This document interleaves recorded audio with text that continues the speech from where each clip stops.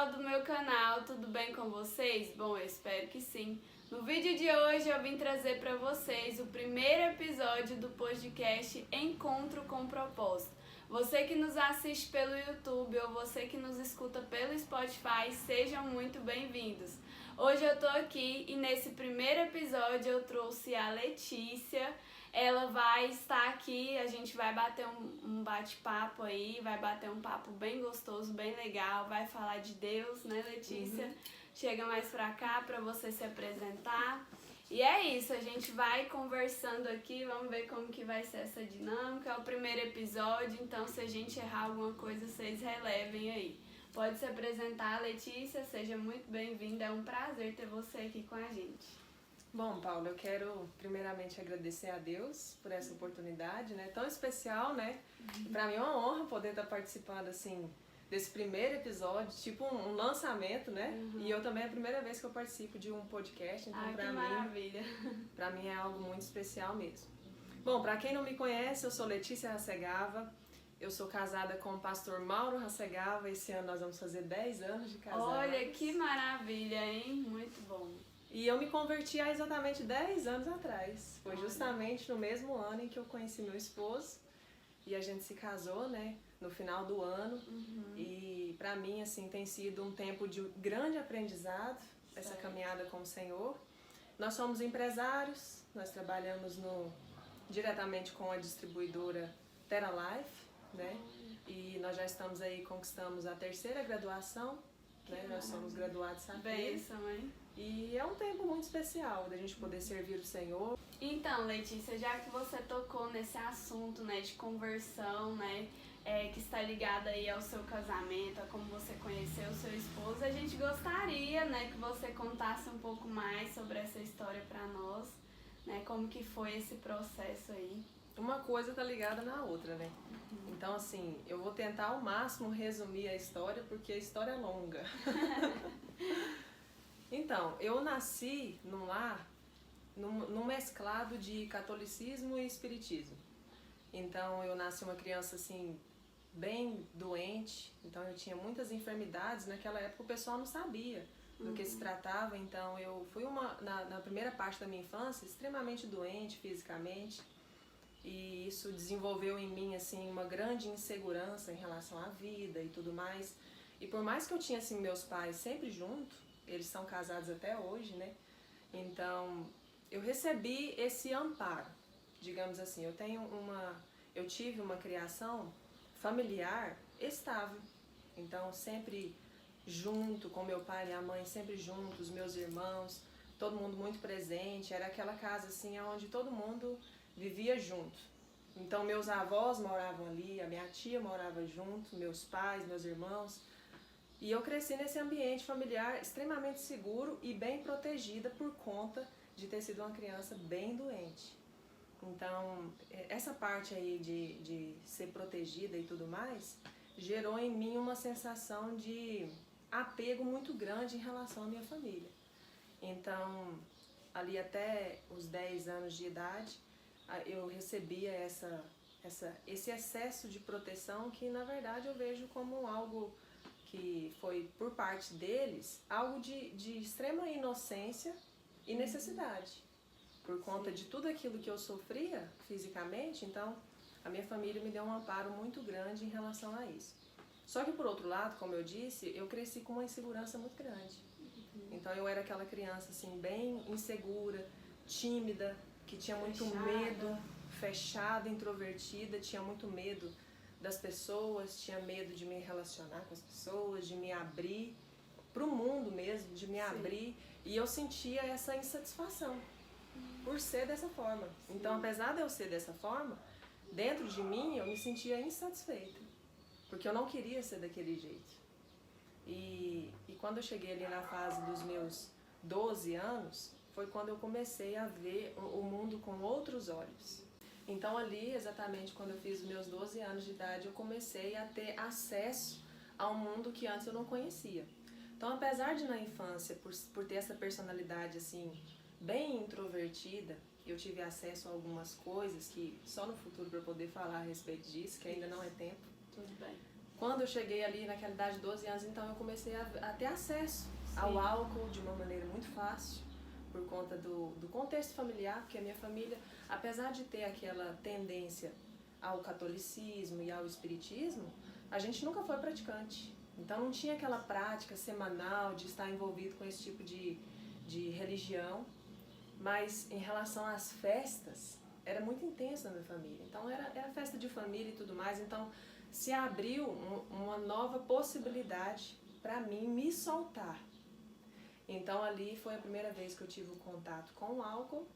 E tudo isso que eu vou contar para vocês a partir de agora, os meus pais não sabiam. Minha família não sabia, ninguém teve conhecimento de tudo isso que eu fiz até o momento em que eu me converti. Que aí eu contei o meu testemunho para eles. Certo. Então eles tinham conhecimento do álcool quando eu fiquei mais velha, mas até então não. Então como o acesso era muito fácil, então eu desenvolvi o desejo por algo novo. Um desejo, uma curiosidade que está impregnada na minha personalidade, que até hoje sou muito curiosa. Então naquela época ali que eu vi esse novo leque de possibilidades, onde eu podia me soltar, eu poderia conversar mais, eu poderia fazer amigos. Então eu comecei a descobrir o mundo. E foi exatamente naquele momento que eu comecei então a beber, consumir bebida alcoólica. Então comecei a fazer várias amizades, né, ali na escola mesmo. Então eu comecei a criar um leque de amizades e sofri uma certa influência do ambiente onde eu convivia com os meus amigos, apesar de dentro de casa eu ser extremamente obediente aos meus pais, né? Então tinha uma certa rebeldia, porque o fato de eu ser com essa personalidade extremamente tímida e introvertida, eu era bastante irada. Então eu sentia uma ira que eu não sabia de onde que vinha. E eu tentava lidar com isso de algumas formas, e através do álcool ali eu comecei então a me soltar mais. Então comecei a fazer amizades, comecei a conversar mais e tudo mais. E aí você começa a participar de ambientes cada vez mais diferentes. E foi aí que eu comecei então a me envolver com relacionamentos. Eu tive relacionamentos amorosos muito cedo, muito precoce mesmo, e muita amizade, muita festa e tudo mais. E apesar dos meus pais me protegerem bastante e me guardarem bastante, eles me davam uma parcela de liberdade. Então, chegava no final de semana, eles deixavam eu sair com as minhas amigas. Então, eu ia para festas e tudo mais, sempre com um horário para voltar para casa. E eu respeitava esses momentos, entendeu? Essa como fala a palavra? Esse limite que os meus pais estabeleciam, eu respeitava. Então, eles não tinham por que ir mais a fundo para saber o que eu estava fazendo. O que você fazia exatamente o que eu estava fazendo. Nesse tempo que você estava fora de casa. Justamente. E aí, com exatamente 15 anos de idade, foi a primeira vez que eu fui a um centro espírita. Foi a primeira vez, porque minha família tinha essa parte. Então, até então, eu tentava buscar a Deus de várias formas.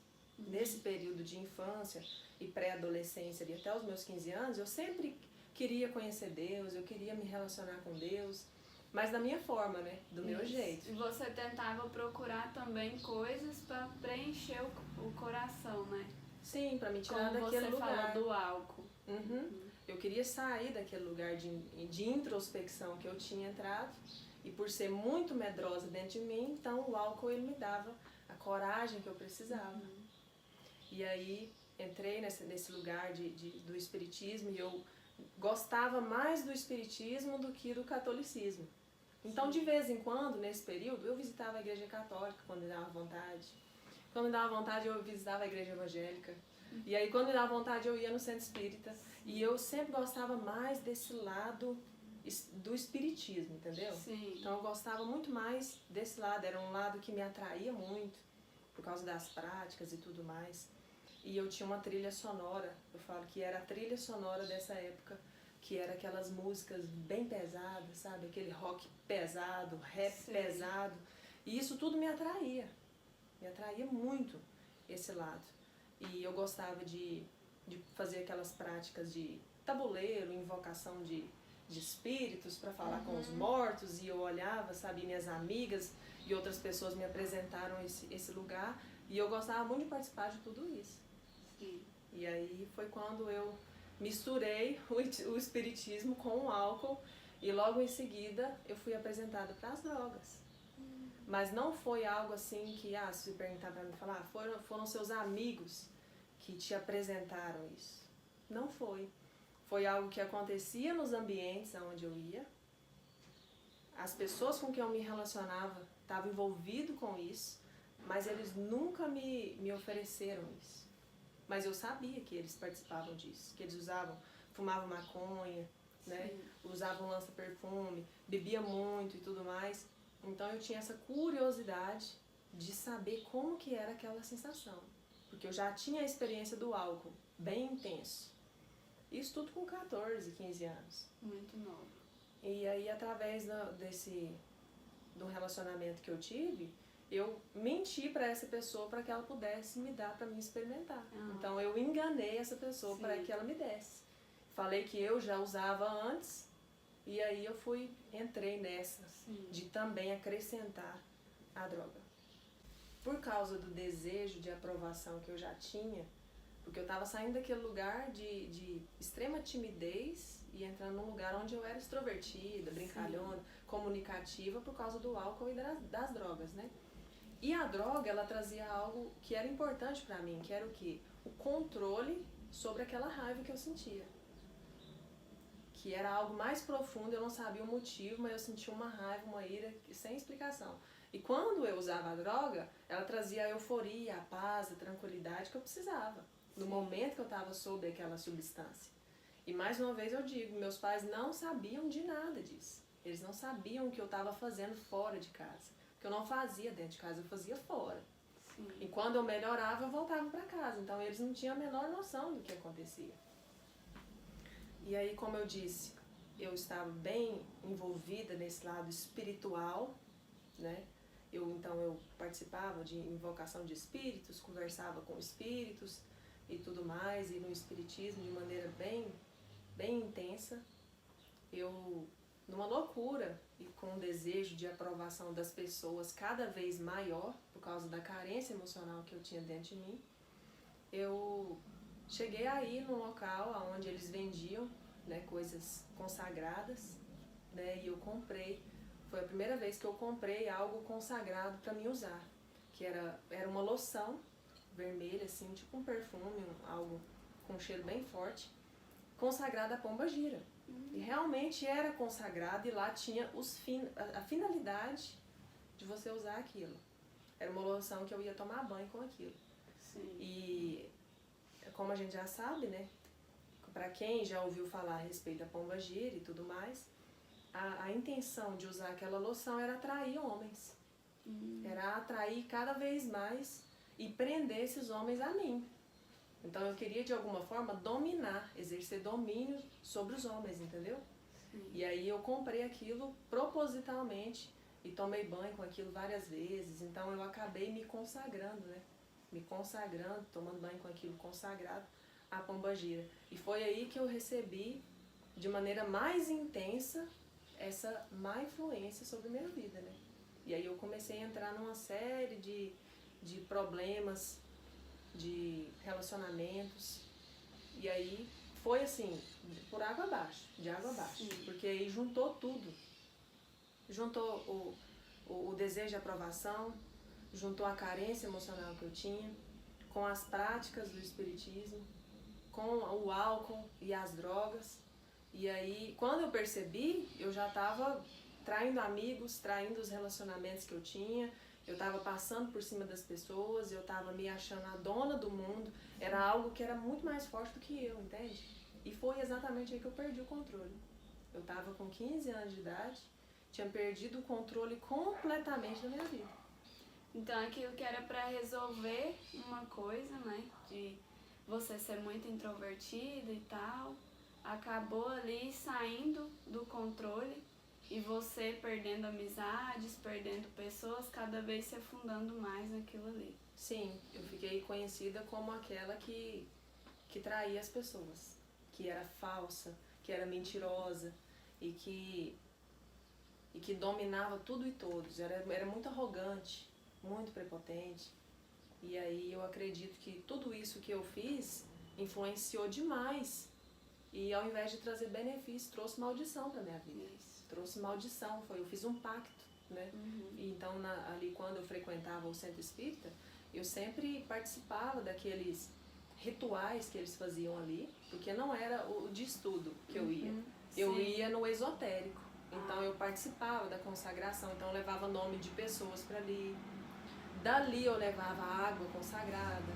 E aí virou uma bola de neve, uma bola de neve. E eu tinha um desejo, Paula, de provar para minha família que eu conseguia fazer as coisas.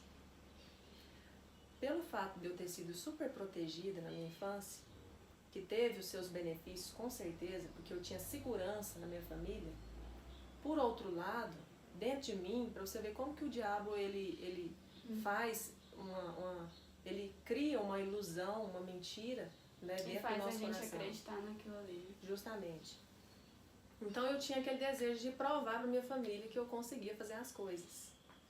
Porque pelo fato de eu ser sempre doentinha quando nova, então eu ouvia muito dos meus familiares. Tadinha, a Letícia é tão fraquinha.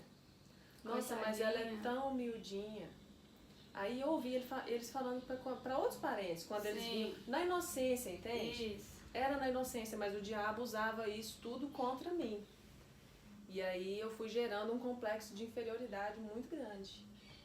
Então eu ouvia... assim, eu não posso, mas eu vou provar para eles que eu posso. E foi nessa fase, dos 12 aos 16, ali, que eu precisava provar. E eu fui pelo lado ruim, né? Para provar que eu conseguia. E através do quê? Provar que eu conseguia beber o bastante, usar droga o bastante, que eu era ousada o bastante. Que você podia fazer tudo, que não tinha limitação ali pra você. Era uma falsa sensação de liberdade. Cheguei até a fazer uma tatuagem escrito Viver Livre, nessa época. Porque eu achava que tudo isso era liberdade.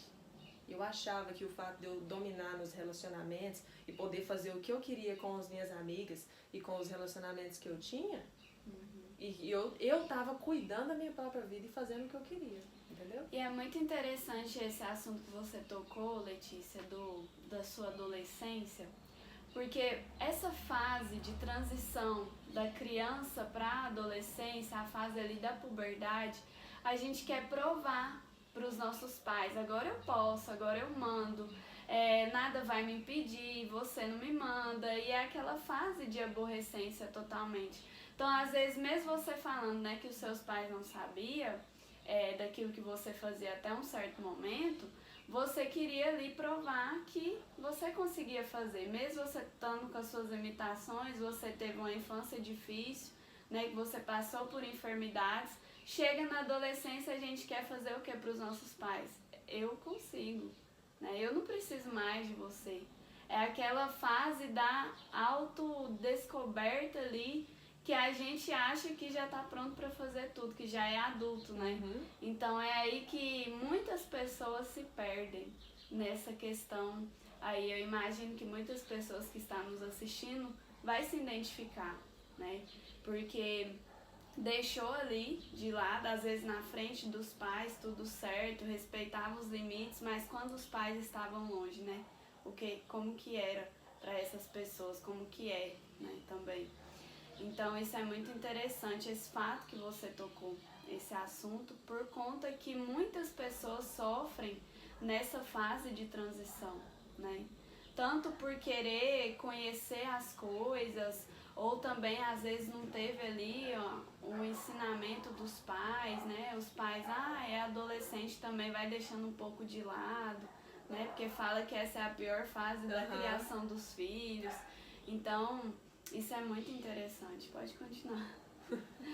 Então, aí aconteceu que quando eu completei 16 anos, que foi quando eu comecei um relacionamento mais sério, no primeiro ano eu estava completamente nessa rebeldia, né? Estava no ápice de toda a rebeldia que eu poderia alcançar, com 16 anos de idade, vivendo esse estilo de vida completamente destrutivo.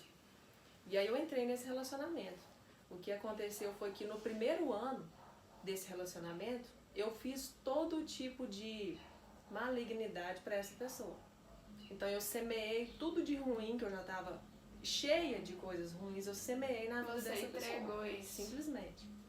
Eu só descartei completamente, tratei muito mal, eu tratava muito mal, eu traía, eu me... Qual que era a palavra? Eu não me lembro a palavra que eu ia usar. Mas eu agi de maneira muito errada, muito injusta com essa pessoa. E foi a primeira vez que eu tive que lidar com a lei da semeadura. E eu não sabia que existia a lei da semeadura. E olha que eu não sabia que existia, não conhecia o Senhor ainda, e foi a primeira vez que eu tive um impacto direto da lei da semeadura. Então, nesse primeiro ano, foi um ano muito conturbado nesse relacionamento. Primeiro ano você fala do relacionamento. Sim, foi um relacionamento de 3 anos. Foi algo assim que me marcou muito. E aí, no segundo ano, foi um ano de paz. No primeiro ano, eu fiz tudo o que eu poderia fazer de ruim para essa pessoa. E essa pessoa se humilhava atrás de mim. Sim. Entende? Aí no segundo ano, a gente fez as pazes, ficou tudo tranquilo. Se desenrolou o relacionamento e ok. Foi fluindo. Sim. No terceiro ano, foi a hora de eu colher tudo aquilo que eu tinha plantado. Então foi um ciclo ali. No terceiro ano, foi um ano da colheita. Então tudo que eu tinha feito de ruim no primeiro ano, no terceiro eu colhi. Então eu não culpo a pessoa com quem eu estava tendo um relacionamento. Quando eu conheci o Senhor, a gente até se reconciliou no término desse relacionamento. Mas assim, no terceiro ano, colhi tudo de ruim que eu podia experimentar num relacionamento, eu experimentei naquele ano. E foi numa intensidade dobrada do que eu tinha feito.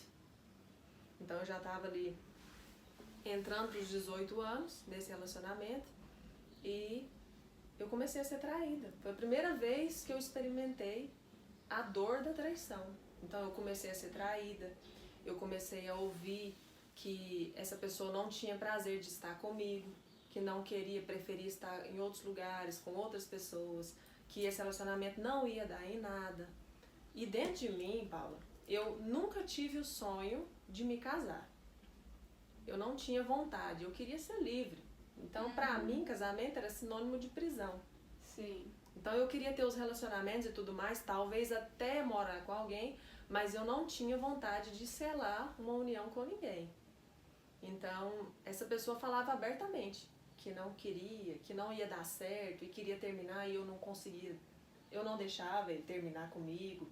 E aí foi uma conturbação danada. Até que eu entrei em depressão, porque aí você mistura o álcool, as drogas, eu já fumava um cigarro também na época. Você mistura o complexo de inferioridade, uma carência emocional, tudo que eu sofri na infância, as palavras que eu ouvi, e aí toda essa consagração maligna que eu fazia da minha própria vida, e no meio de tanta traição e tanto problema, que você entra e explode, é como se fosse uma panela de pressão.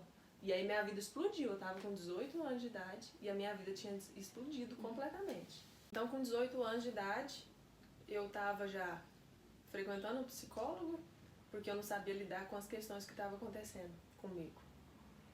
E terminamos várias vezes. E seus pais sabiam desse relacionamento? Do relacionamento sabia. Foi o primeiro relacionamento sério que eu levei na casa dos meus pais e eles participavam de tudo isso, assim. Porque teve outros relacionamentos, era sério, mas não era, sabe aquele negócio? Assim, não era tão sério quanto esse. Tanto é que meus pais esperavam que ia dar em casamento. Tanto tempo. Sim, era algo rápido. Então esses aí, pros meus pais, era a solução de todos os nossos problemas, entendeu? Porque ele tinha uma família bem assim, tranquila financeiramente e aos olhos de toda a família era um relacionamento tranquilo. Normal, porque todo relacionamento os casais brigam. Sim. Normal, tranquilo. Mas o buraco estava mais embaixo e ninguém sabia.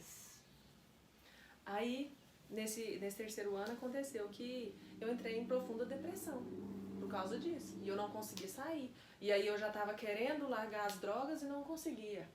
Eu tentei parar 2 vezes e eu não conseguia sozinha. Eu tentava parar de beber e não conseguia. Porque com 15 anos eu já tinha ido parar no hospital por causa de bebida alcoólica. Então era algo, eu já estava num estado gravíssimo. Porque eu bebia praticamente todos os dias. Então eu não conseguia parar. E aí esse relacionamento indo de mal a pior e eu não tinha controle de mais nada. Eu perdi o controle. Achando que eu estava controlando a minha própria vida, igual você falou sobre a adolescência, achando que eu estava no controle, eu perdi completamente o controle. E aí foi ladeira abaixo. Então eu tinha ataques de ansiedade desde muito nova, desde a infância, ali na infância mesmo. Então só de pensar em viajar, eu me vomitava. Eu começava a passar mal fisicamente. Então só de pensar em ter que ir numa festa diferente, eu já passava muito mal. Então eu carregava uma ansiedade desde a infância. E ali, com 18 anos, explodiu. Ataques de pânico, crise de ansiedade, depressão, tudo aquilo veio sobre mim, porque eu não sabia lidar mais com nada. E ele terminava comigo frequentemente. E depois voltava, terminava e voltava, terminava e voltava. Foi um ano vivendo dessa forma. Até que eu entrei no pior estágio da depressão, que eu fiquei doente fisicamente. Aí o meu corpo não suportou mais. Tudo aquilo que eu estava enfrentando antes, carregando, veio à tona. Meu corpo não suportou. E eu fiquei doente fisicamente mesmo. Eu fui parar na cama. Então eu comecei a vomitar o tempo todo e diarreia e vômito. E eu não conseguia parar em pé. Ia pro hospital, voltava para casa. Ia pro hospital, voltava para casa. Não tinha nada. Não tinha nada. Os médicos faziam exame, fazia isso, fazia aquilo outro. Não encontrava por que estava acontecendo aquilo. Eu lembro que o médico, na última vez que eu fui no hospital, ele virou pra mim e falou assim: você tem medo de morrer? Porque eu já estava indo vários dias, indo e voltando pra casa e não melhorava. E eu falei: não, eu não tenho medo de morrer, eu tenho medo de ficar doente, eu tenho medo de passar mal. Porque a infância inteira, a adolescência, era passando mal. Então eu tinha medo de ficar doente. E só de pensar vinha aquele ataque de pânico, aquela ansiedade, aquela coisa horrorosa que eu não conseguia. E aí comecei a dormir mal. Então eu não dormia direito. Eu acordava no meio da noite assustada. Vinha assim um susto. Eu vivia assombrada. Do lado de fora, do lado de dentro. Então era algo assim extremamente complicado onde eu entrei. A ponto da minha mãe precisar me ajudar a tomar banho. Porque eu não tinha ânimo e não tinha força sequer para levantar da cama. 18 anos. 18 anos. Eu já tinha terminado esse relacionamento. Eu não, ele tinha terminado comigo e eu tava lutando para voltar com ele. E aí eu entrei nesse lugar, que eu sofri essa rejeição, né? E aí entrei nesse lugar e cheguei a ficar dessa forma. Hoje eu não peso nem 60 quilos, na época eu fiquei com 40 e poucos quilos. Fiquei magrinha na cama mesmo, assim, aquela coisa, e não melhorava. Minha boca encheu de ferida, a garganta cheia de ferida para todo lado. Então eu entrei no estágio de profunda depressão. Sim. E num dia eu resolvi que eu ia dar fim na minha vida. Naquele dia eu resolvi, sabe? Eu tinha acabado, eu completei os 19 anos em abril. Você vê, passei os 18 anos dessa forma, com 19 anos eu completei, teve uma festinha na casa das minhas amigas e ali eu fiquei, foi o ápice da minha enfermidade, fiquei doente. E aí eu decidi que eu não ia mais continuar com a minha vida, porque eu não tinha propósito, foi a vida inteira sofrendo, e aí tudo que eu achava que era o certo tinha desabado em cima de mim.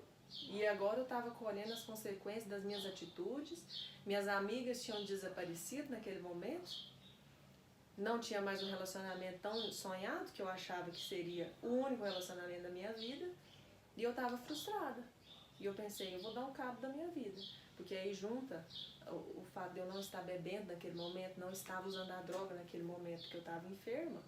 Então vem tudo aquilo à tona, né? Todos os pensamentos. E eu ouvia, Paula, eu ouvia a voz do demônio falando na minha mente: você não vale nada, você não presta para nada, não existe plano para você, não sei por que você está vivo ainda. Essas palavras eu ouvia ali de cama, e à noite eu não dormia direito. Então planejei no meu coração. Como na minha casa tinha acesso a medicamentos antidepressivos muito fácil, eu então decidi que naquela noite eu ia encerrar o ciclo da minha vida, eu ia dar cabo, com 19 anos, tinha acabado de completar 19 anos. E aí, deitada na cama, era de tardezinha assim, à noite. Então eu lembrei que a minha mãe tinha uma Bíblia. E aí eu falei: mãe, pega sua Bíblia pra mim. Ela pegou a Bíblia, trouxe pra mim, e aqui eu abro um parêntese. Nesse período, você lembra que eu falei que de vez em quando eu ia na igreja evangélica? Sim. Tem uma prima minha, inclusive se você ouvir, viu? Que Deus te abençoe. De tempos em tempos, ela me convidava para ir na igreja evangélica. Olha. Porque a mãe dela tinha sido resgatada, Deus transformou a vida dela completamente. E essa minha prima, nós éramos muito, muito amigas. Sim. Então ela me convidava. Vamos na igreja? Letícia, vamos na igreja? Vamos na igreja? Aí às vezes de tanto ela insistir, eu ia. Aí eu caía, porque era uma igreja pentecostal maravilhosa. Sim. Aí acontecia várias coisas lá e eu amava o dia que eu ia. E aí nesse dia que minha mãe trouxe a Bíblia pra mim, na hora que eu abri a Bíblia, eu não lembro nem o que eu li, mas na hora veio aquela sensação de esperança. Eu não sei explicar, era uma sensação que eu tive de que tinha alguma coisa, sabe? Tinha algo, não era o fim. E eu lembrei da minha prima, não era a filha, mas a mãe dela, né? Que também é minha prima. Isso. Então eu lembrei dela, porque ela era a visão de crente que eu tinha. A visão que eu tinha de crente era ela. Aquela bem tradicional, sabe? Bem pentecostal, bem assim, sabe? Transformada. E eu lembrei, falei, mãe, liga pra Silvânia. Aí ela ligou, me deu o telefone, aí a Silvânia, na hora que atendeu, tava com a caixa cheia d'água. Falou assim, Letícia, infelizmente não posso ir aí orar por você. Mas pode deixar que 3 horas da manhã eu vou orar por você de madrugada. E aí desligou o telefone, eu entrei em prantos, eu entrei em desespero, Paulo. Entrei em desespero total, porque eu pensei, gente, a única esperança que eu tinha, não vai acontecer. E aí o que aconteceu foi que ela retornou a ligação. 1 minuto depois, ela me retornou e falou assim, Letícia, eu vou ir na sua casa, eu não posso orar por você não, mas eu vou levar o presidente de jovens aqui da igreja e nós vamos ir orar por você. Aí na hora acendeu de novo, sabe, aquela a esperança dentro de mim. Falei, meu Deus, né, tem alguma coisa pra mim, não é possível. Aí ela passou um pouco lá, 10, 15 minutos, foi rápido demais. Ela chegou ela, a filha, o filho, a nora e o presidente de jovens, que na época era o meu esposo. Olha... Tá vendo? Porque eu falei uma coisa. Era ele. Então, naquele dia, eles oraram comigo ali, sabe? Ele orou comigo. E naquele dia foi o dia que eu entreguei a minha vida pro Senhor. Naquele dia foi o dia que eu sofri um impacto assim tão grande na minha vida, que me marcou pelo resto da minha vida. E foi a mesma coisa de, sabe, Deus pegar com a mão e arrancar. Deus pegou e arrancou a primeira coisa que eu tive, a insônia, que eu não conseguia dormir direito. Sim. Aquela noite, Paulo, foi a noite que eu dormi a noite inteira, uma sensação de paz que eu não tinha há muito tempo. Então ali eu confessei o Senhor, ali eu entreguei a minha vida pro Senhor, era na casa dos meus pais que eu estava. E a partir de então, eu fui servir o Senhor. Então ali naquele dia eu entreguei a minha vida pro Senhor e a partir de então eu comecei a sofrer uma série de transformações. E a primeira coisa que eu sofri foi essa questão da insônia, que foi como se arrancasse com a mão. Eu tinha crises de ansiedade muito fortes, muito fortes. O Senhor já começou a trabalhar nessa área também na minha vida. Então elas foram diminuindo à medida que eu ia caminhando com o Senhor. Tudo muito rápido, sabe? Na minha conversão, Paulo, foi tudo muito... Foi um giro completamente de 180 graus. Entende? De vida, foi naquele dia ali, foi dia 21 de abril de 2013. Naquele dia ali foi o dia da minha conversão, entende? Então no outro dia eu acordei com uma sensação que eu não consigo explicar com palavras. Era uma sensação como se... Gente, eu queria viver. No outro dia eu acordei assim querendo viver, sabe? Então eu já levantei daquela cama, aquela opressão que eu tava sentindo, eu já não tava sentindo mais. Foi algo assim, da noite pro dia, literalmente. Nossa. Entende? Foi literalmente. E ali eu já... E foi tão assim, porque eu tenho algo em mim até hoje, que às vezes é até um defeito. É algo bom, mas às vezes se torna um defeito, né? Que é ou sou 8 ou 80. E aí naquele outro dia, minha mãe achou que eu já tava louca. Porque eu fui nas minhas roupas, sabe? E fiz um limpa nas minhas roupas. E aí, como eu tinha muitos piercings, na minha cabeça eu queria ser outra pessoa, entende? Não que eu tô aqui dizendo que é errado ou não é, né? Mas assim, na minha cabeça... Mas aquilo ali pra você já não não fazia mais, sentido. Não fazia mais sentido. Sim, porque fazia parte de quem eu era antes. Então, Isso. tudo que fazia parte de quem eu era antes, eu não queria Você não mais. queria mais. Não queria. E aí já comecei a tirar tudo, e já comecei a jogar as coisas fora, e peguei aqueles terços, aquelas coisas que eu tinha, Sim. sabe? Ninguém falou pra mim fazer nada. Até então nem tinha ido pra igreja, o culto era à noite. Isso foi durante o dia.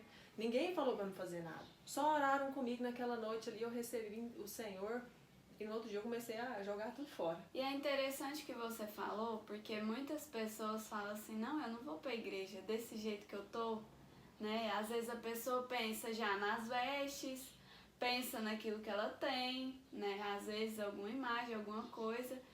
E elas não entendem que quando o Espírito Santo toca, aí às vezes a pessoa olha de fora e fala assim, ah lá, ó, a pessoa já mudou. Alguém já foi lá e fez a cabeça dela lá na igreja. E a gente pensa, porque um dia eu pensei assim, e tem muitas pessoas que estão de fora que pensam, ah, mas eu não vou mudar minhas vestes, ah, mas eu não vou do jeito que eu tô, eu vou resolver minha vida primeiro para depois eu ir. Só que vocês que estão nos escutando agora, quem toca é o Espírito Santo. Então a Letícia tá aqui contando pra gente que ela decidiu isso, ninguém colocou na cabeça dela, ó, você tem que jogar suas coisas fora, você tem que mudar suas vestes, foi o Espírito Santo que tocou nela. Então é de diferentes formas, às vezes o Espírito vai falar pra mim deixar de fazer alguma coisa, mas que não vai falar com ela da mesma maneira e tá tudo bem. É a nossa intimidade, é a maneira como a gente vai dando espaço para Deus na nossa vida que a gente vai mudando algumas coisas, né, Letícia? E a gente não se sente na obrigação de mudar. A gente faz porque isso é libertador, isso tá tocando em nós. Não, isso pra mim foi bom um certo tempo, mas eu não quero mais, né? Uhum. Então isso é muito bom que você falou aí. Pois é, isso é muito importante, né? Porque tem pessoas que é processual. Isso. A conversão é processual. Com outras pessoas acontece do dia pra noite. Eu acredito que o Senhor, Ele respeita a nossa capacidade. Isso. Porque Ele nos conhece melhor do que qualquer outra pessoa nesse mundo. Então Ele vai respeitar os nossos limites também. Sim. Com certeza o Espírito Santo trabalha de maneira pessoal, né? Ele não age... É claro que Ele age de forma coletiva. Sim. Mas no tocante à conversão, é algo muito íntimo. Muito entende? pessoal. Com cada pessoa vai acontecer de um jeito. Sim.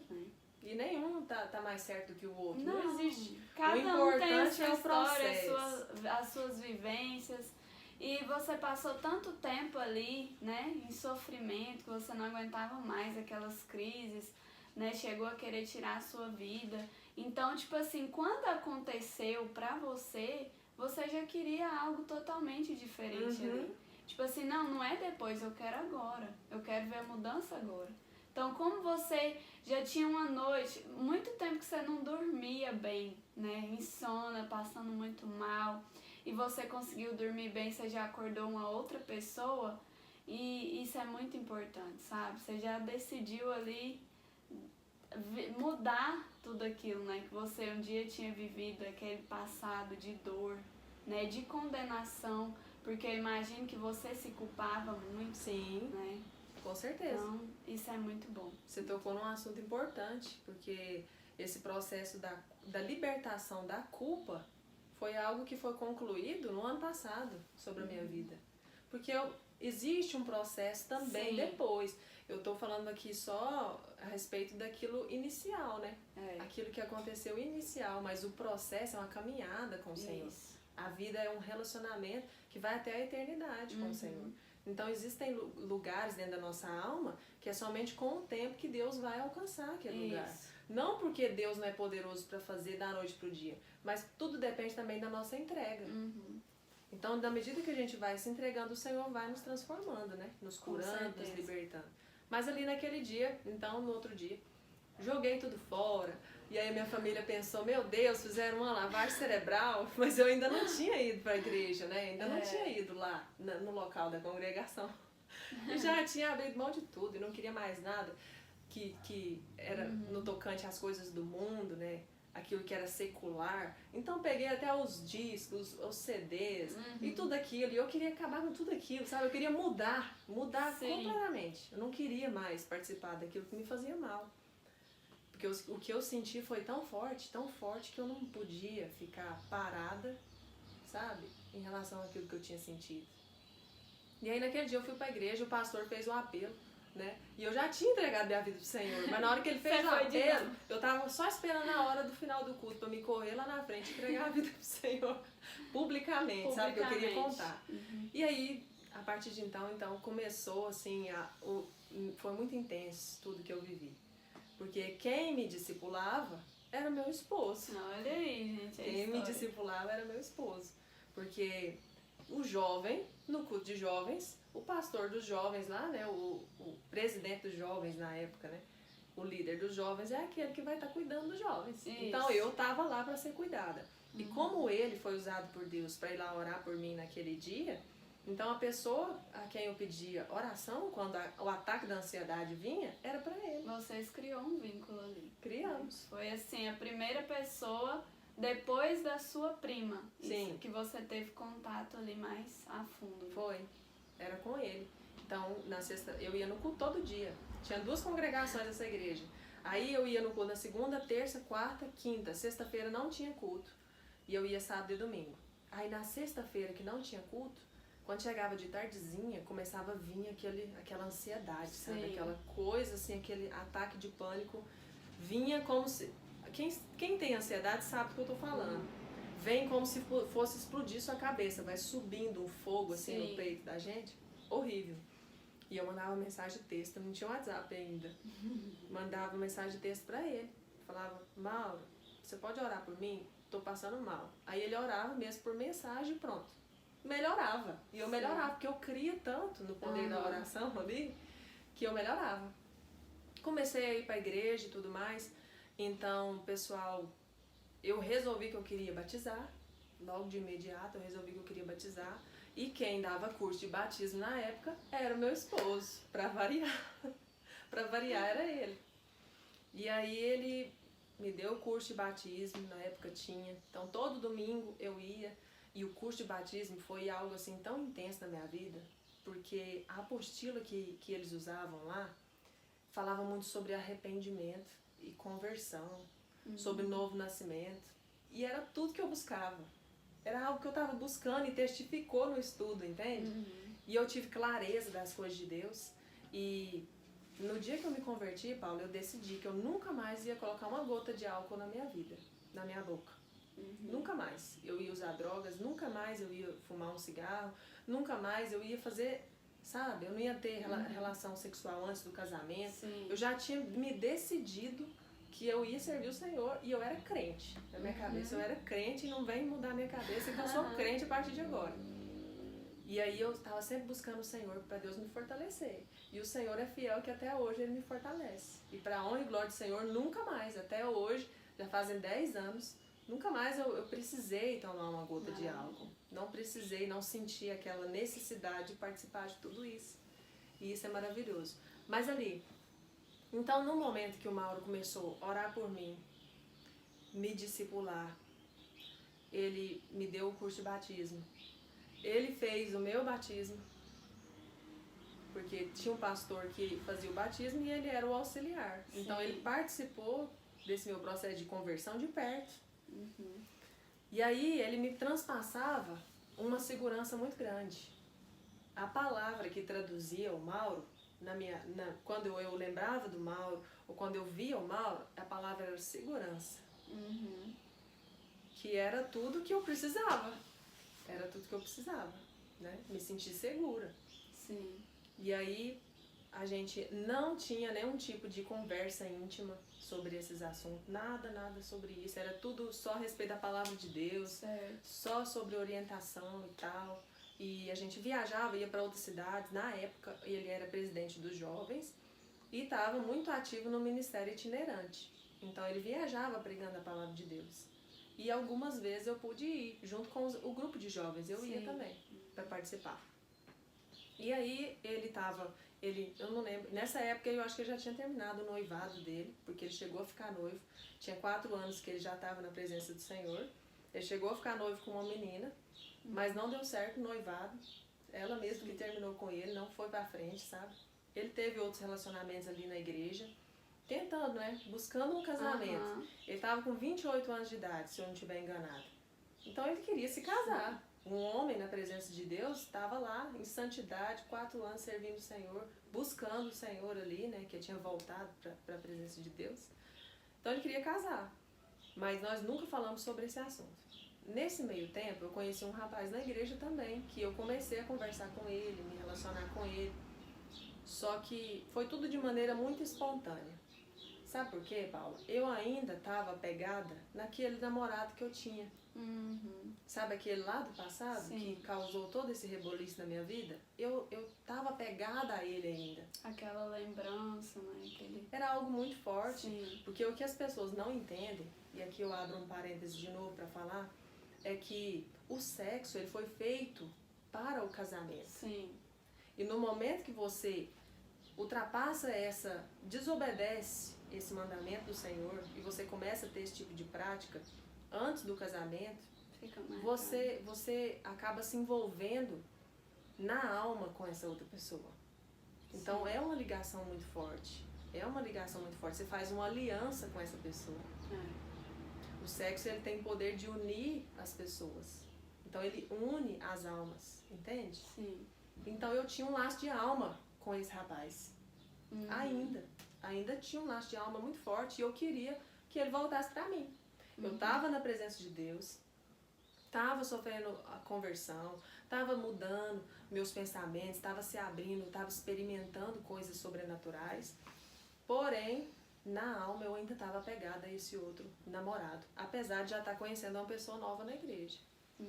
Então aconteceu o quê? Que a minha cunhada, você vê, a irmã do Mauro, um dia virou pra mim e falou assim: Letícia, você quer aquela pessoa de volta? Então, tem uma possibilidade. Você pode pagar um preço para que ela volte para você. É só você levantar de madrugada, 3 horas da manhã, faz uma campanha e Deus vai te dar ele de volta. Vai transformar a vida dele, ele vai vir para a igreja, vocês vão ser felizes para sempre. E aí eu fiz isso, na inocência. Comecei então 3 horas da manhã a orar para que o outro voltasse para mim. E fui fiel na campanha. Fui caminhando, até que eu estava nesse processo para me batizar, ainda não tinha me batizado, e aconteceu um retiro lá na igreja, foi o primeiro retiro que eu participei na minha vida, assim, foi impactante. Eu me lembro até, foi dia 1º de maio, dia do trabalho. Eu ainda não tinha me batizado, estava fazendo o curso de batismo, e naquele dia, no retiro, foi a primeira vez que eu ouvi Deus falando comigo. Nitidamente. Deus falou comigo e a pessoa que Deus usou para falar comigo, o pastor que estava pregando, ele não veio até mim, mas eu tinha certeza que era Deus que estava falando comigo. Sim. Porque eu estava ali orando, né, por essa pessoa, para que ela voltasse, piamente, no propósito. E aí, naquele dia, a gente teve a primeira parte, lá no retiro, teve a primeira parte de manhã, muito intenso, muita adoração, muita pregação. Fomos para o almoço. E veja bem, havia meses que essa pessoa não me respondia as mensagens que eu mandava. Eu ligava, essa pessoa não me atendia. Quando me atendia, me respondia, era para me maltratar, que não me queria, e eu me humilhando atrás. Sim. Então já estava estranho. Aí nesse dia, na hora do almoço, eu fui olhar meu celular, as notificações. Aí tinha chegado uma mensagem dessa pessoa. Sabe o que estava escrito? Te amo, te quero de volta, vamos voltar, o relacionamento vai dar certo. Uma declaração de amor. Eu estava pedindo para voltar comigo. Eu pensei, uau, Deus respondeu minha oração. Eu pensei, aleluia, nossa, eu entrei num estado assim que, sem palavras. Deus respondeu minha oração. Ele vai voltar pra mim, eu vou conversar com ele. Pronto, Deus vai transformar a vida dele igual tá transformando a minha. Voltamos pro culto. Guardei o celular e não respondi na hora, né? Que eu tava tão eufórica e fui lá pra dentro. Voltou o culto. Aí esse pastor começou a pregar. pregou, poderoso. No meio da pregação, tem esse vídeo no YouTube até hoje. Se cavucar, encontra. No meio da pregação ele falou assim, gente, vamos parar um pouco aqui. Fecha os olhos, abaixa a cabeça que eu quero orar. No meio da pregação. Todo mundo abaixou a cabeça, amém, né? Amém, né? Vai vir uma revelação, porque o retiro era profundo demais. Sim. Aí ele começou a falar, claramente. Ele falou assim, tem uma pessoa aqui que recebeu uma mensagem de texto no seu celular de uma pessoa que não falava com você há meses. É uma pessoa que você ama muito e que você queria essa pessoa de volta. E Deus está mandando te dizer que é para você dizer não hoje, antes que seja tarde demais. Uau. Foi muito específico. Muito específico. Era muita coincidência. E aí na hora que ele falou aquilo ali, eu senti aquela palavra me cortava. Sabe assim, parecia que me passava. Eu sabia que era Deus que estava falando comigo. Eu tinha certeza que era Deus. E ele repetia, diga não hoje, antes que seja tarde demais. Antes que seja tarde demais. Naquela hora eu desabei. Eu sabia que era comigo. E eu comecei a chorar copiosamente ali assim. E aí a única coisa que eu conseguia pensar era assim, Deus, mas eu amo tanto essa pessoa. O que eu vou fazer? Aí na hora o pastor que estava lá orando ainda virou e falou assim, e Deus está mandando te dizer, não se preocupe, porque todo sentimento que você sente por essa pessoa, eu vou arrancar. Foi muito específico, Paula. Foi. Muito. E na hora eu desabei, chorei até cansar. E ele encerrou o momento da oração e continuou pregando. Era só pra falar aquilo. Aí eu já não ouvi uma palavra mais do que ele estava pregando. Não sabia nem onde eu estava mais. Mas ali, no final daquela pregação, que ele foi orar de novo com a igreja toda, né? Eu decidi no meu coração. Falei, Senhor, então a partir de hoje eu digo não. Eu digo não, porque eu quero... E ele falou assim, voltando, ele ainda falou assim, se você quiser viver o que eu tenho preparado pra você, você tem que dizer não hoje. Importante você tocar nesse assunto porque você estava fazendo uma campanha, né? Para que ele voltasse para a sua vida.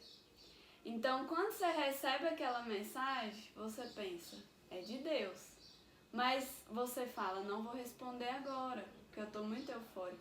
E aí Deus vai e fala com você no meio da pregação. Então, você estava orando motivado a querer, mas Deus te falou não. Então, essa questão da resposta de Deus, porque Deus sempre vai nos responder, né? Esses dias até o pastor falou lá no culto de, não sei se foi de oração ou foi de domingo. Ele falou, Deus sempre vai te responder. Ou ele não vai falar nada nesse momento, ou ele vai te falar não, né? Ou ele vai falar sim, ou ele vai falar espera um pouco. E ele te falou não nesse momento.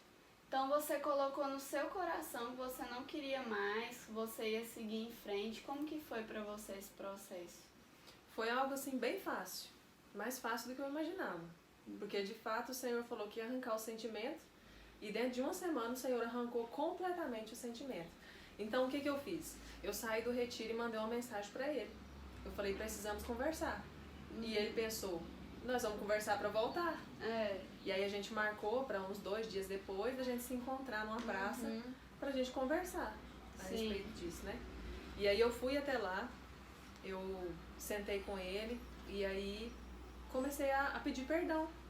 Comecei a pedir perdão pra ele, falei da minha conversão, falei que confessei o que ele não sabia que eu tinha feito. Até então, confessei ali, né, tudo o que eu tinha aprontado com ele, pedi perdão pra ele, falei pra ele que foi muito bom enquanto durou, mas que a partir de agora a gente não ia continuar junto mais, porque Deus tinha falado comigo. Deixei claro, bem específico mesmo. E na hora ele até começou a chorar e falou assim, não, você não tem que me pedir perdão, eu é que tenho que te pedir perdão. Por isso que eu falei que Deus, ele reconciliou nós dois.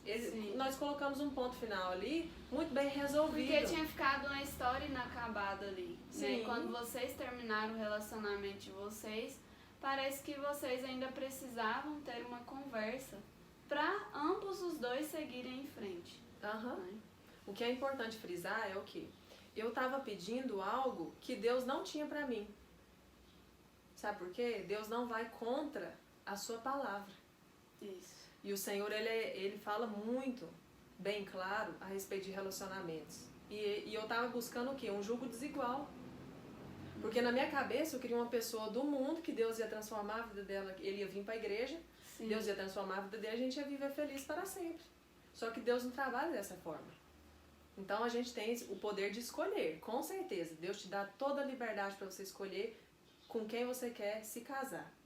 Mas se você puder escolher pelo melhor de Deus, aí o Senhor não vai deixar você escolher um jugo desigual, você entende? Sim. Uhum. Os dois têm que estar unidos no mesmo propósito. E ali eu estava buscando algo que era fora da vontade de Deus para mim. Por isso que o Senhor me disse não. E aí o que aconteceu? Eu conversei com ele nesse dia, nós dois choramos, a gente se arrependeu, a gente perdoou um ao outro e coloquei um ponto final naquela história e falei para ele que nunca mais ele ia receber uma ligação minha. Nunca mais ele ia receber uma mensagem minha, nunca mais eu ia ir atrás dele. Porque Deus tinha falado comigo.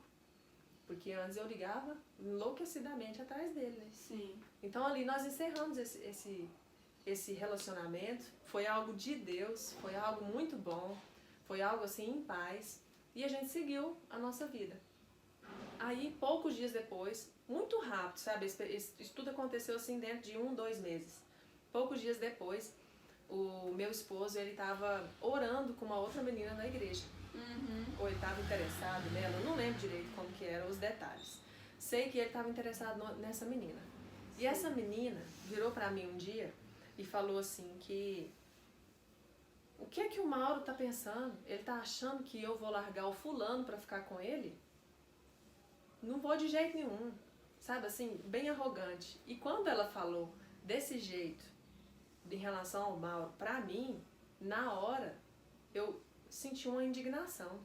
Pensei, como que ela pode falar isso do Mauro, que é uma pessoa tão boa, um rapaz tão de Deus, né? Mas eu não tinha o menor interesse no Mauro. Porque até então eu tava conversando com o outro rapaz lá na igreja. Mas logo deu errado, sabe? Ele falava umas coisas muito estranhas e eu encerrei. A gente nem começou a namorar.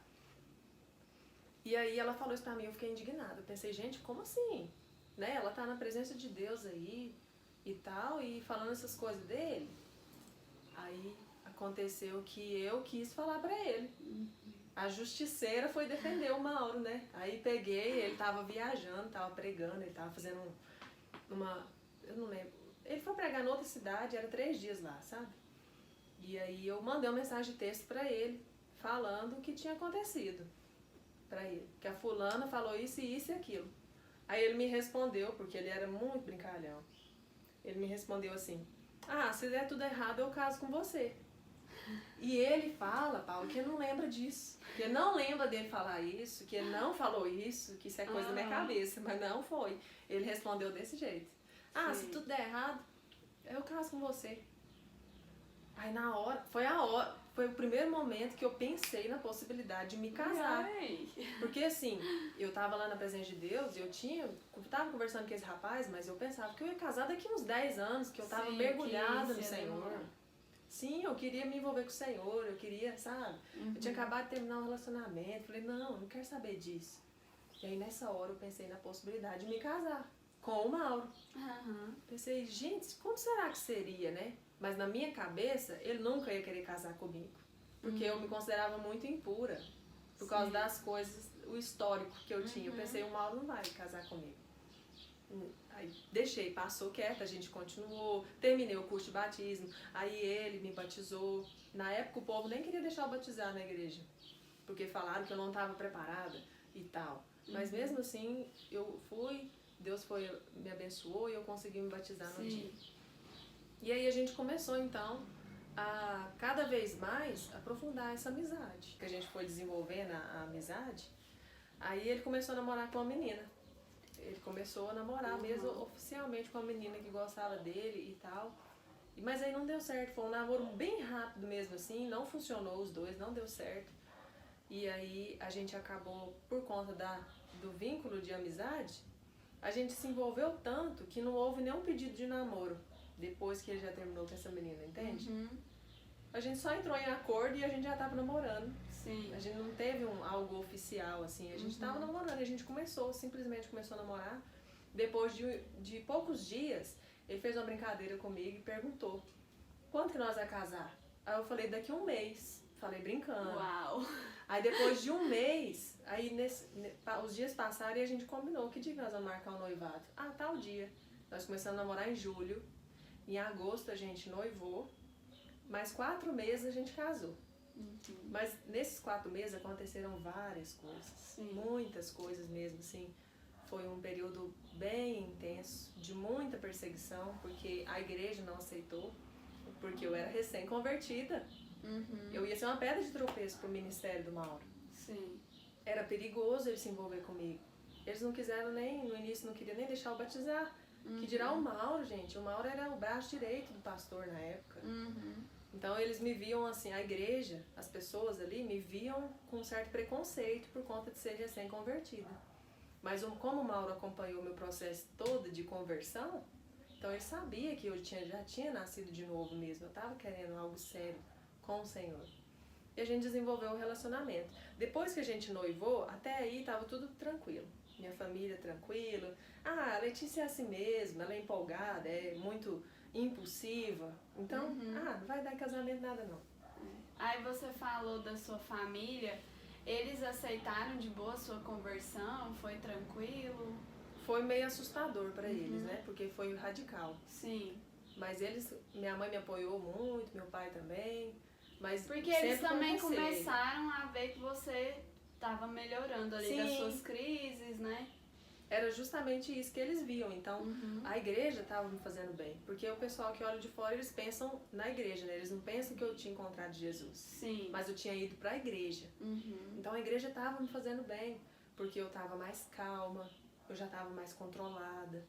Eu tinha parado de beber, né? Até então, eles não sabiam das outras coisas. Sim. Mas, assim, o impacto de romper o relacionamento anterior para os meus pais foi muito difícil. Porque eles tinham grande expectativa. Sim. Mas e já era algo totalmente ao contrário, né? Que você passou 3 anos com aquela pessoa, não casou. Aí você conheceu o Mauro, né? E já há um mês noivou. Então eles pensavam, isso é fogo de palha, não vai virar nada. Até então tinha alguns parentes assim que pensavam que era fogo de palha a questão da igreja também. Porque eu era muito impulsiva. Sim. Então eles pensavam, não, isso aí é coisa de agora, a Letícia vai mudar a cabeça e tudo mais. Eu comecei até a fazer faculdade antes de me converter e tranquei a faculdade, porque eu estava rebelde demais. Mas então eles pensavam que não ia ser algo duradouro, que ia ser algo assim, de fogo de palha mesmo, que logo ia passar. E aí quando eu falei que eu ia casar com o Mauro, aí levaram um susto. Apesar de incentivar, levaram um susto. Porque o Mauro não tinha nada a ver com o perfil de homem que eu gostava. Nada a ver, nada a ver. Visualmente falando, porque o Mauro, assim, glória a Deus que o Senhor transformou o visual. O Mauro é daquele estilo, assim, 1985, sabe? E aí não tinha nada a ver com o que eu gostava, com o que eu tava acostumada, sabe? Antigamente eu era do rock and roll, do rapzão. Então eu gostava daqueles rapazes que tinha aquele estilo, né? E agora eu vou namorar com um rapaz clássico da igreja, uma pessoa séria e tal. Não, eles pensavam, não, Letícia tá ficando doida, esse trem não vai pra frente não. Eu lembro que um dia uma tia minha virou pra mim e falou assim, Letícia, você viu o jeito que ele se veste? Porque o Mauro era o cúmulo da breguice, sabe? Eu falo isso aqui com liberdade, porque ele sabe. Meu Deus, só Deus pra transformar. Ele colocava a calça verde, a camisa social laranja e colocava um cinto de pano, sabe aquele cinto de tecido? Com um sapato social marrom. Não, ele não tinha muito estilo. E aí, da igreja e tal, sério, né? Então eles pensavam isso. Aí quando foi passando os dias que eles viram que de fato a gente ia se casar, e era naquele mesmo ano que eu tinha me convertido, e agora ia casar, aí todo mundo começou a ficar apavorado. Porque até então o Mauro estava desempregado, com muitas dívidas, e eles foram atrás da história do Mauro, e todo mundo ficou meio assustado. Minha família ficou com medo, ficou assustado, porque ele também não nasceu num berço evangélico. Então ele tinha toda a experiência de vida antes de conhecer o Senhor. Então todo mundo começou a desenterrar os defuntos, entende? Sim. Algo que já estava enterrado, eles começaram a trazer à tona. E eu vi um agir do inimigo muito grande, influenciando pessoas. E, de um lado, a inocência dos pais, com medo de eu me casar, porque eu estava com 19 anos, com medo de eu me casar tão rápido, com uma pessoa que eu mal conhecia, vivendo uma experiência completamente nova, e por outro lado também o diabo agindo para que a gente não se casasse, porque era propósito de Deus a gente se casar. Sim. Eu não acredito que Deus escolhe uma pessoa determinada para outra pessoa, mas é claro que Deus ele quer unir propósitos, e eu precisava de alguém para me ajudar. Sim. Precisava de segurança, eu precisava de alguém para me ajudar nesse processo de transformação, né? Então aconteceu uma série de coisas até o nosso casamento em dezembro. Então de agosto a dezembro foram meses assim bem conturbados, bem perturbadores mesmo, de muita retaliação, muita confusão. Não tive apoio nos últimos meses. Foi algo muito grave, muito intenso. E eu fiquei bastante confusa nesse processo. Eu fiquei sem saber se era de Deus mesmo. Eu cheguei a duvidar. O Mauro parecia uma pessoa que eu conhecia há anos. Pelo pouco tempo que eu conhecia, dava a impressão que a gente tinha um vínculo tão incrível, tão profundo. Parecia que a gente combinava tanto, sabe? Sim. Mas por outro lado, como alguém que queria obedecer os pais, como alguém que queria, né, que a família fosse feliz e tudo mais, eu estava gerando uma perturbação no meio da minha família. E aí eu me sentia insegura. Eu me senti com medo, insegura, porque as pessoas falam, né, na cabeça da gente. Sim. Você vai casar? Nossa, mas você já vai casar? Que isso, você nem conhece ele, você não sabe quem é a família dele, você não sabe de nada, ele não tem um emprego, onde vocês vão morar, o que vocês vão fazer? Porque como a gente estava completamente apaixonado, a gente não pensou em nada. Em nada. Nós não pensamos onde a gente ia morar, do que nós ia viver, nós não pensamos nisso em hora nenhuma. E aí, quando aconteceu essa perturbação, e eu fiquei doente fisicamente. Sim. Porque foi tanta pressão, tanta opressão e tanta perseguição, que o meu corpo não suportou de novo. Aí começou aquele ciclo. Vai pro hospital, volta pra casa. Vai pro hospital, volta pra casa. E eu fiquei doente, eu não sabia lidar com aquilo. E ataques de ansiedade muito intenso e muito medo. Mas a todo tempo, o Espírito Santo trazia uma segurança dentro de mim que eu podia ir à frente. Eu podia ir em frente. Sim. Entendeu? Eu cheguei a pensar a jogar pra frente o casamento, mas eu tinha uma convicção de que se eu não casasse em dezembro, eu não ia casar com ele mais. Algo sobrenatural, eu não sei te explicar. Tinha que ser naquele momento. Eu sabia que se eu não casasse em dezembro, eu não ia casar com o Mauro mais. Porque a retaliação foi tão intensa que não ia ser possível a gente casar. Então, mesmo passando mal, mesmo doente fisicamente, se você ver as fotos do meu casamento, não teve festa. Ia ter festa, mas tudo foi desmarcado. Sim. De última hora. Então, até gente de Jataí, Santa Helena, as pessoas ficaram loucas por causa desse casamento. Tipo assim, não querendo, sabe? O que é isso, gente? Por que tanta confusão? O que tá acontecendo? Aquela coisa, os parentes, ficou tudo... Sim, sei. Você vê a foto, tinha até uma cadeira do meu lado, do altar, porque se eu não conseguisse ficar em pé muito tempo, era pra me sentar na cadeira, sabe? Então não teve festa, não teve jantar, não teve nada. Teve a cerimônia e o casamento civil, que era o nosso pastor na época, que nos ajudou muito. Deus usou esse pastor poderosamente, Paula, poderosamente, porque ele passou por cima de tudo e de todos para nos casar. Se ele não tivesse se posicionado como ele se posicionou, talvez a gente não teria se casado, por conta da retaliação no meio da nossa família, que foi grande. Mas ele falou, nós vamos casar e vocês vão casar e é de Deus e vai dar certo. E pegou na minha mão e do Mauro, sabe? E foi e fez o nosso casamento. Ele era juiz de paz, então foi tudo num dia só na cerimônia. Que bênção. E a minha mãe foi a última pessoa a chegar no salão no dia, porque ela tinha dito que ela não ia ir participar do casamento. Mas graças a Deus, no final das contas, ela foi. E pra honra e glória do Senhor, a gente casou. Que bênção. E toda aquela opressão que estava acontecendo no ar, nos meses anteriores, depois da cerimônia do casamento, acabou completamente. Para você ver, testificando que era algo espiritual. Sim. Era algo que os demônios estavam fazendo, sabe? Porque na hora que encerrou a cerimônia, que a gente foi para sair para casa, todo mundo tinha mudado. Meus parentes tinham mudado. Minha mãe e meu pai estavam tranquilos. Todo mundo já estava assim, em paz, entendeu? Sim. Foi como se tivesse tirado com a mão também aquela retaliação. Uma Aquilo grande tinha que vitória. acontecer ali naquele momento. Você sentia isso. E vocês vai fazer 10 anos? Sim, em dezembro a gente faz 10 anos de casados. Pra glória do Senhor. E nem parece que é tanto tempo assim. Nem parece. Passa muito rápido. Porque o tempo passa assim, né? Passa rápido. E foram tantas experiências de lá pra cá que... Deus é maravilhoso demais. Que bênção, né? Saber desse testemunho. A gente conversou um pouquinho antes, mas eu também não sabia, né? Também estou aqui aprendendo, né? Sendo edificada com esse testemunho. E é algo muito maravilhoso, né? A gente vê o agir de Deus, né? Nas nossas vidas, na vida de quem está assistindo, na vida da Letícia, que se dispôs a estar vindo aqui para contar esse testemunho, né?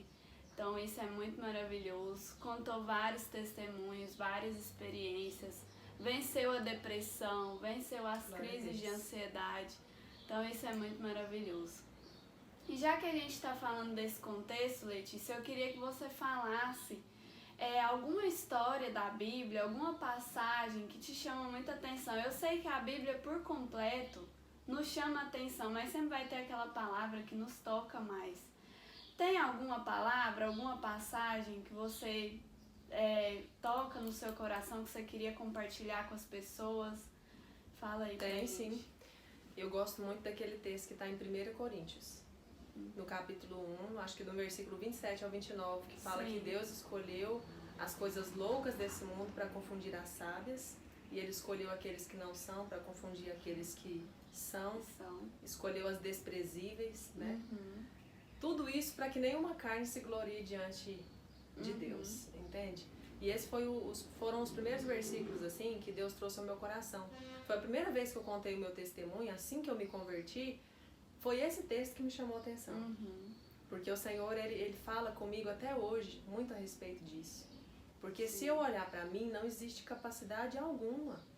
Não existe louvor nenhum, entende? Não existe uma capacidade, ela tem uma habilidade que veio de infância.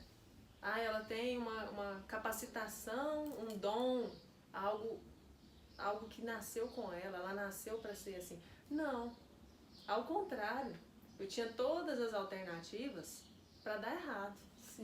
Tinha tudo para não conseguir fazer o que eu faço hoje. Então, todo mundo que olhava para a minha vida toda me via como fraca, como frágil, como desprezível, como alguém que não ia dar em nada, como alguém sem futuro, entendeu? E quando eu ouvi aquele versículo, Deus dizendo que Ele tinha me escolhido, que não foi eu que escolhi Ele que me escolheu, eu entendi que Deus, Ele me escolheu com todas essas incapacidades que eu tenho que lidar até hoje com algumas, justamente para que eu não me glorie diante dele.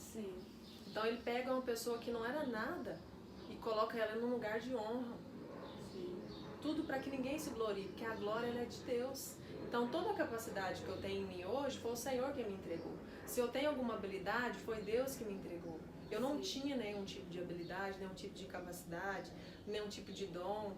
Não, tudo foi Deus que me entregou. E eu quero usar isso para a glória de Deus. Isso é muito maravilhoso. Eu também amo essa passagem. E assim, a gente tá aqui, tudo que nós fazemos é pela graça, sabe? E quando a gente tem esse pensamento de que a gente não consegue nada, tudo provém de Deus nas nossas vidas, a gente aprende a tudo aquilo que nós formos fazer glorificar o nome do Senhor, sabe? E esse é o motivo desse podcast, é glorificar, é ter um encontro com propósito, é exaltar o nome do Senhor, porque se nós estamos aqui é porque Ele nos permitiu, Amém. Sabe?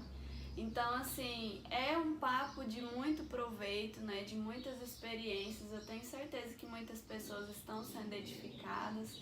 E agora, trazendo, assim, mais algumas perguntas aqui, né?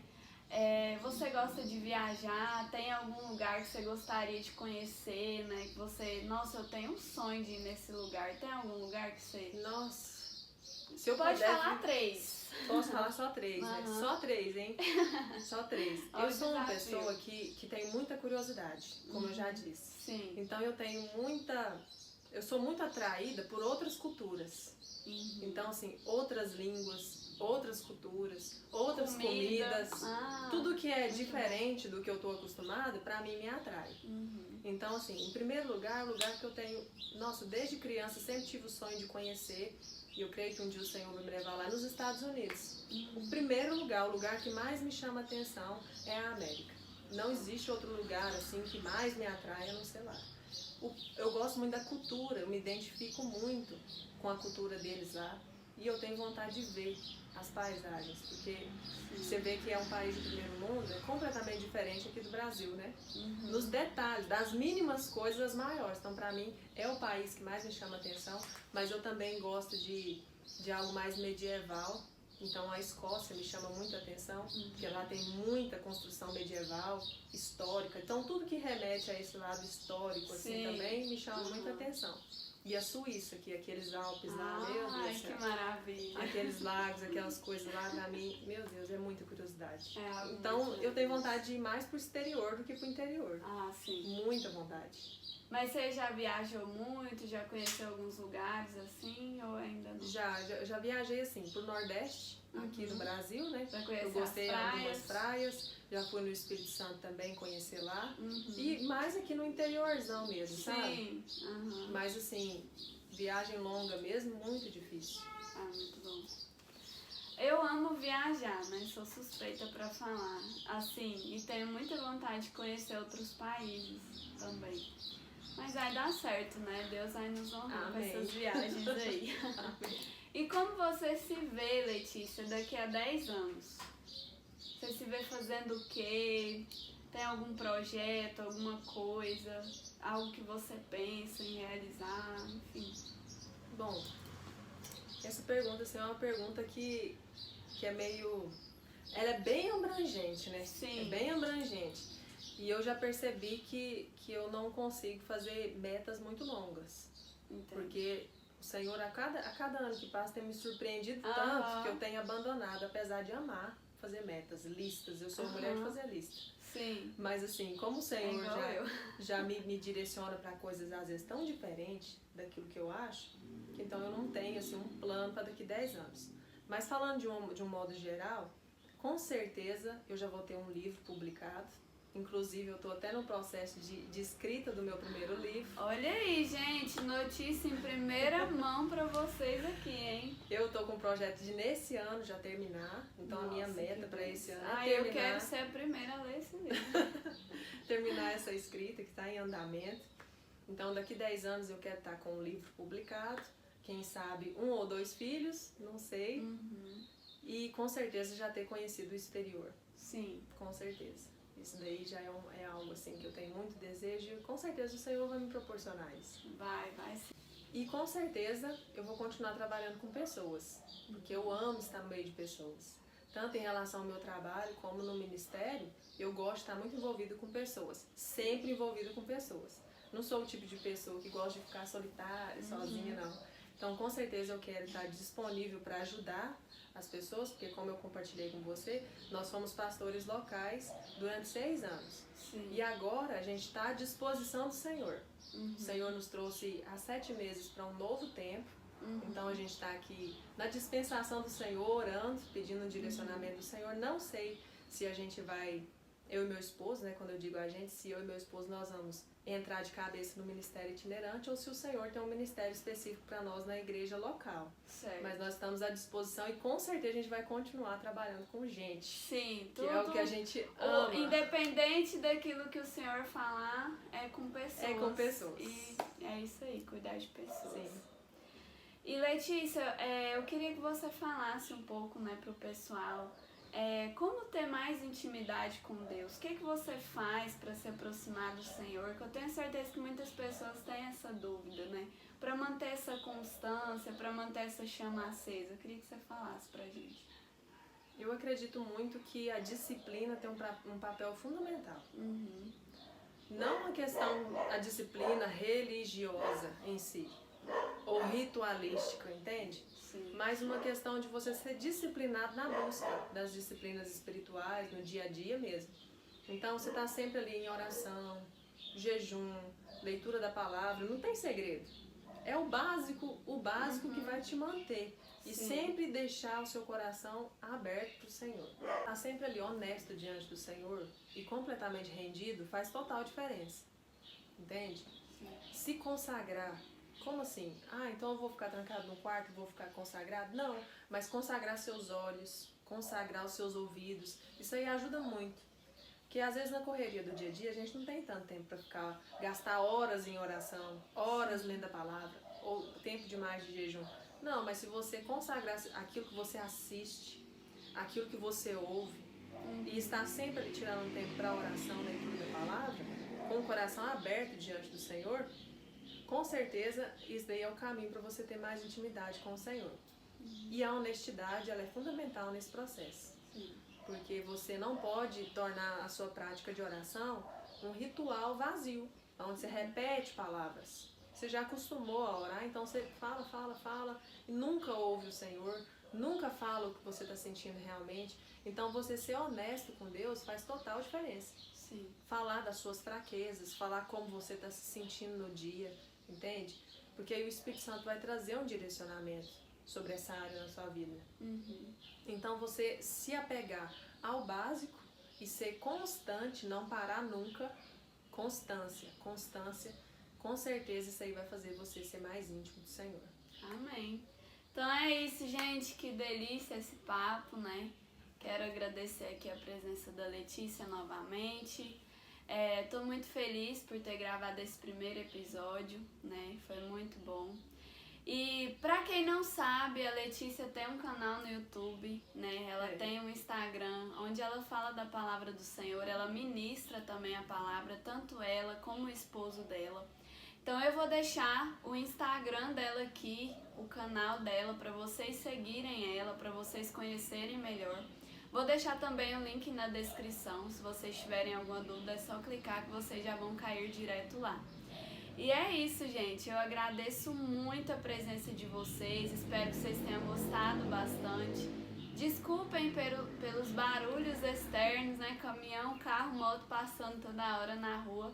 Mas eu acho que é de grande valia esse papo, né? Então, assim, vocês ignorem os barulhos externos. E é isso, Letícia. Quer falar mais alguma coisa? Só tenho a agradecer, né, gente? Porque pra mim, todas as vezes que alguém se interessa pelo meu testemunho, pra mim é gratificante falar do que Deus fez na minha vida e tem feito a cada dia. Então, que Deus abençoe você, que você continue nesse processo, né? De entregar para as pessoas aquilo que o Senhor coloca na sua vida, se deixar ser usada como instrumento nas mãos de Deus. Eu tenho certeza que todos vocês que estão aí nos ouvindo vão continuar sendo edificados pela palavra de Deus, pela vontade de Deus, através da vida da Paula também, em nome de Jesus. Amém. E eu gostaria, antes da gente encerrar, Letícia, se a gente fizesse uma oração, né, por esse podcast, pelas pessoas que nos escutaram, né, para que Deus pudesse abençoar cada um. Né? Amém. Vamos orar aqui para que Deus venha fazer ainda mais coisas. Amém. Amém. Pai, em nome de Jesus, eu quero colocar a vida da Paula e de todas essas pessoas, Pai, que estão nos ouvindo nesse momento diante do Senhor. Que o Senhor, meu Pai, possa abençoar ricamente, trazendo capacitação sobre a vida da Paula, abençoando este canal, Senhor, para que possa alcançar muitas vidas. E que em nome de Jesus, todos que nos ouvem, Pai, possam entregar a vida para o Senhor, abrir o coração para que o Teu Espírito venha habitar dentro deles. Em nome de Jesus, ó Pai, que a Tua palavra, que liberta a vida do ser humano, possa alcançar muitas vidas. Abençoa grandiosamente as nossas vidas e continue a nos guiar diante do Teu propósito para nós. Assim nós oramos e Te agradecemos por esse momento tão especial e por tudo que o Senhor tem feito em nossas vidas. Em nome de Jesus. Amém. Amém. Que Glória Deus a Deus abençoe a vida de vocês. Deixe o Amém. seu like, se inscreva aqui embaixo e compartilhe esse vídeo com mais pessoas para que mais pessoas possam ser edificadas. Amém? Deus abençoe. Amém. E até o próximo vídeo. Tchau. Tchau, gente. Oi, pessoal do meu canal e do Spotify que está nos assistindo.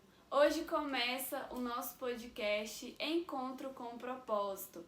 E nesse primeiro episódio eu trouxe a Letícia Savegaba. Ai, falei errado. Oi pessoal do meu canal, tudo bem com vocês? Bom, eu espero que sim. No vídeo de hoje a gente vai estar estreando o podcast Encontro com Propósito. E você que nos assiste pelo YouTube, seja muito bem-vindo. Pelo Spotify também. É um prazer ter vocês aqui com a gente. Hoje eu trouxe a Letícia É o quê? Rassegar. Rassegar. Se você quiser...